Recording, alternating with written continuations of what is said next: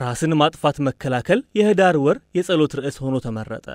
ርዕሰ ሊቃነ ጳጳሳት ሌዮ 14ኛ የዚህ ወር ጸሎት ራስን ማጥፋት በሚከላከል መንፈስ እንዲሆን ጥሪ ያቀረቡ።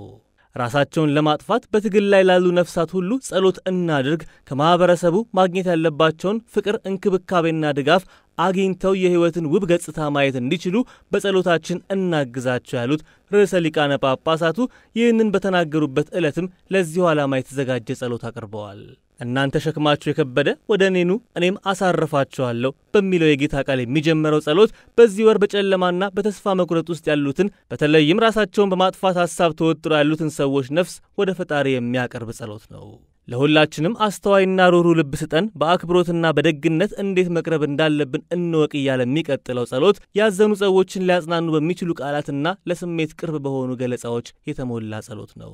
ፍቅርህ እንዲሰማንና በሰጠህን ሕይወት እምነት እንዲያድርብን እንለምንሃለን በሚል የሚያጠቃልለው ጸሎት በአሁኑ ሰዓት ለቢሊዮኖች ተደራሽ በሚሆንበት ማኅበራዊ ሚዲያ ይፋ ተደርጓል።